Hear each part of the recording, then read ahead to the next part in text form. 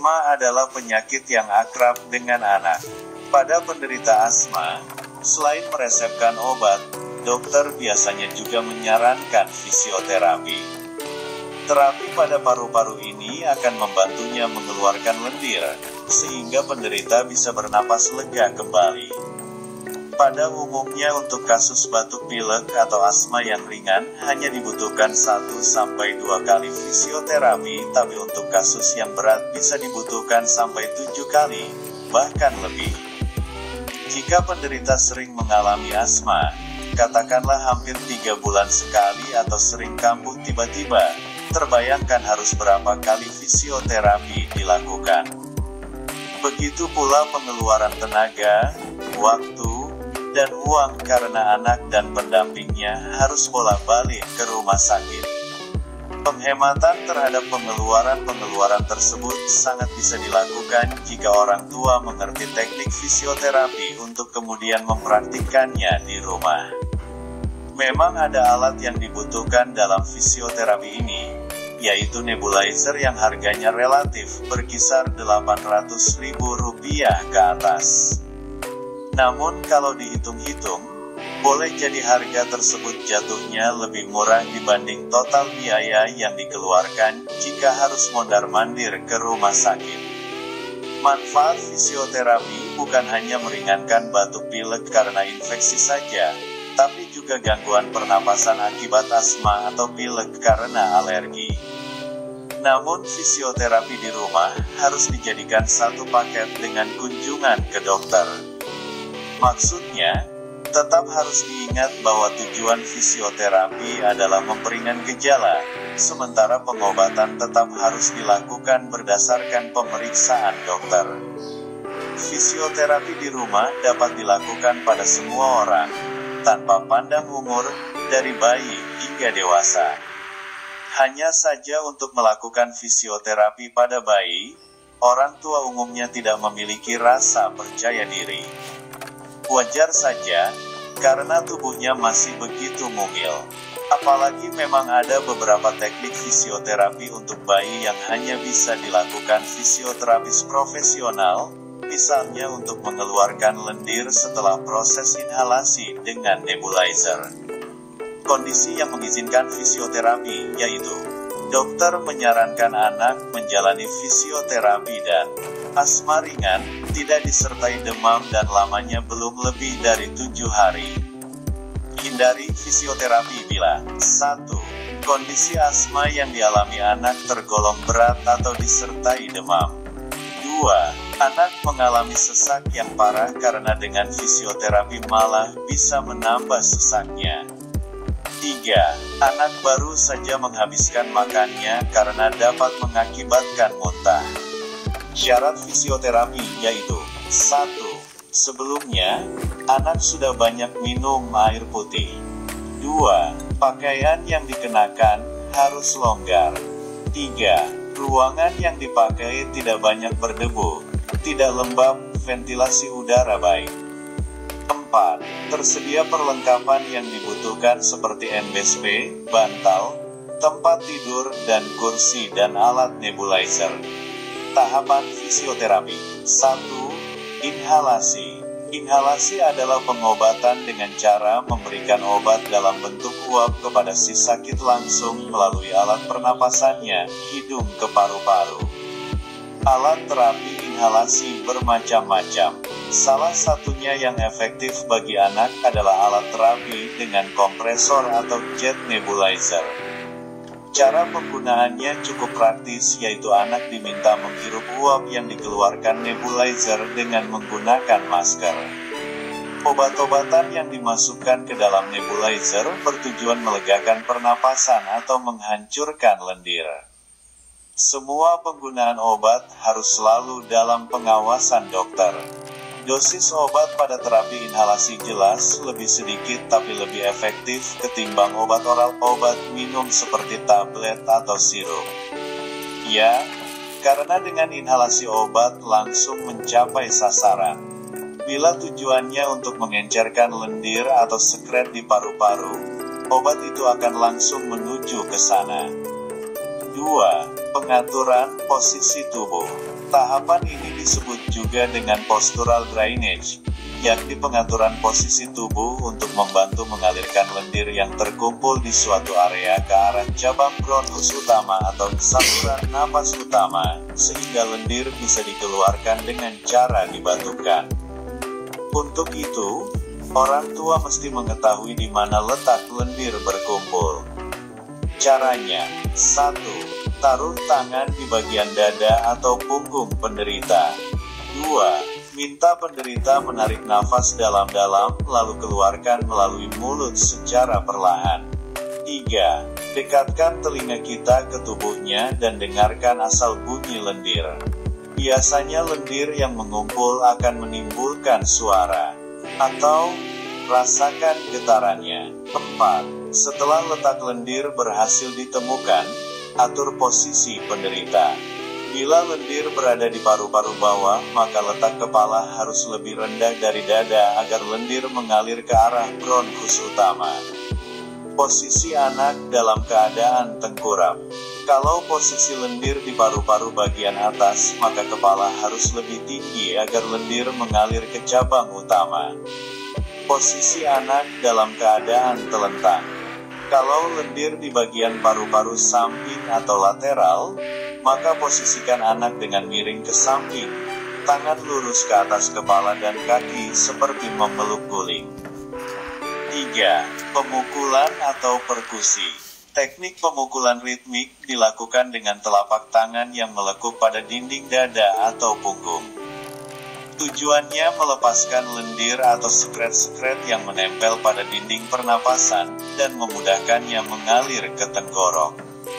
Hal ini akan lebih mempermudah penderita mengeluarkan lendirnya. Caranya, 1. Lakukan postural drainage. Bila posisinya telentang, tepuk-tepuk dengan posisi tangan melekuk bagian dada sekitar 3-5 menit. Menepuk bayi cukup dilakukan dengan menggunakan 3 jari. 2. Dalam posisi tengkurap, tepuk-tepuk daerah punggungnya sekitar 3-5 menit. 3. Dalam posisi miring, tepuk-tepuk daerah tubuh bagian sampingnya. Setelah itu lakukan vibrasi atau memberikan getaran pada rongga dada dengan menggunakan tangan. Gerakannya seperti mengguncang lembut saat membangunkan anak dari tidur. Lakukan sekitar 4-5 kali. 4. Latihan batuk. Batuk merupakan cara efektif dan efisien untuk mengeluarkan lendir di saluran pernapasan. Agar batuk jadi efektif, maka perlu diberikan latihan batuk. Namun latihan ini hanya bisa dilakukan pada penderita yang sudah bisa diajak sedikit bekerja sama kooperatif, atau mulai di usia batita. Untuk bayi, teknik batuk pada fisioterapi di rumah biasanya ditiadakan. Bayi biasanya mengeluarkan lendir dengan cara memuntahkannya. Adapun latihan batuk yang bisa dilakukan adalah, anak duduk dengan agak membungkuk. Minta ia menarik napas dalam-dalam lalu tahan dan kontraksikan otot perut. Tiup napas lebih kuat dan batukkan. 5. Latihan pernapasan atau breathing exercise.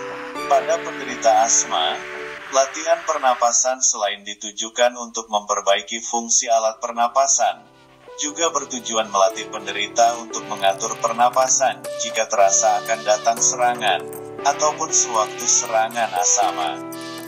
Breathing exercise berbeda dengan gimnastik respirasi, meskipun di dalamnya terdapat latihan-latihan yang bertujuan memperbaiki kelenturan rongga dada serta diafragma.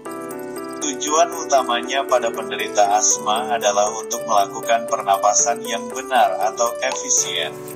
Pada penderita asma, latihan pernapasan selain ditujukan untuk memperbaiki fungsi alat pernapasan, juga bertujuan melatih penderita untuk mengatur pernapasan jika terasa akan datang serangan, ataupun sewaktu serangan asma. Latihan pernapasan utama bagi penderita asma adalah latihan nafas perut atau diafragma. Kekhususan di dalam latihan, yakni waktu mengeluarkan nafas dikerjakan secara aktif. Sedangkan sewaktu menarik napas, lebih banyak secara pasif. Mengeluarkan nafas melalui mulut yang mencucu seperti sewaktu meniup lilin atau bersiul, pelan-pelan, dengan mengkempiskan dinding perut. Sewaktu inspirasi, dinding perut relaks pasif, dan udara masuk ke paru-paru melalui hidung. Latihan ini dilakukan untuk memperbaiki dan menormalkan kembali pola pernapasan, serta membantu mengeluarkan lendir. Latihan ini bisa dilakukan pada anak yang kooperatif, sekitar usia 3 tahun ke atas. Sebetulnya, yang paling banyak digunakan dalam latihan ini adalah otot-otot dada bagian bawah atau diafragma. Latihan pernapasan pada anak dapat dilakukan dengan menggunakan mainan semisal boneka. Berikut caranya. 1. Anak dalam posisi telentang. 2. Taruh mainan boneka di atas perutnya. Minta anak untuk menarik napas sehingga boneka tersebut bergerak naik. 3. Kemudian tiupkan udara lewat mulut sehingga bonekanya bergerak turun. Lakukan sebanyak 4-8 kali. 4. Bila lendir anak banyak, cara ini akan membuatnya terbatuk-batuk. Tidak apa-apa, batuk berguna untuk mengeluarkan lendir. 6. Relaksasi. Khusus bagi penderita asma, maka perlu pula diajarkan cara-cara relaksasi untuk meredakan rasa sesaknya. Posisi tersebut antara lain. 1.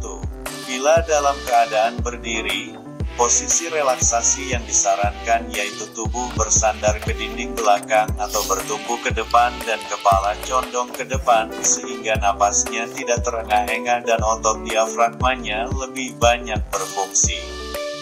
2. Bila dalam posisi duduk, taruh bantal di perutnya kemudian minta ia memeluk bantal itu dengan posisi seperti bersujud. Adanya gaya berat ini dapat membantu pernapasannya. Latihan relaksasi pada penderita asma bertujuan mencapai kondisi relaks baik sewaktu ada serangan maupun di luar serangan. Yang ingin dicapai, penderita secara spontan dapat relaksasi, baik pada otot-otot pernapasannya maupun mentalnya, pada saat serangan terasa akan datang atau sedang dalam serangan. Pencegahan asma. Upaya pencegahan asma pada anak dapat dilakukan dengan 2 cara yaitu pada anak yang asmanya belum bermanifestasi dan yang telah bermanifestasi. Tindakan pencegahan pada anak yang belum bermanifestasi. 1. Mencegah terjadinya sesisasi pada anak. Walau faktor genetik merupakan faktor penting, tetapi manifestasinya dipengaruhi faktor lingkungan.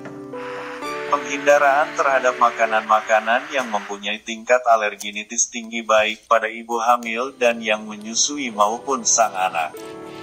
2. Orang tua dianjurkan tidak merokok. 3. Pencegahan terjadinya infeksi saluran nafas dan akibatnya. 4. Pemberian ASI eksklusif akan memberikan kekebalan dan efek imunologis pada anak.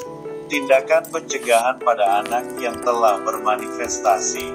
1. Menghindarkan faktor pencetus, alergen makanan, inhalan, bahan iritan, infeksi virus bakterial, hindari latihan fisik yang berat, perubahan cuaca dan emosi sebagai faktor pencetus.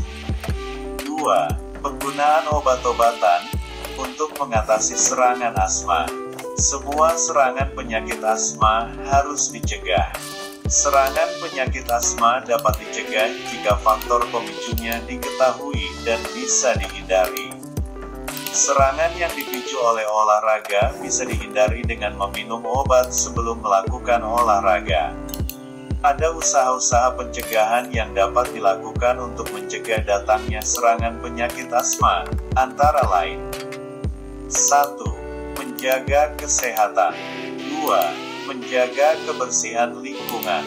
3. Menghindarkan faktor pencetus serangan penyakit asma.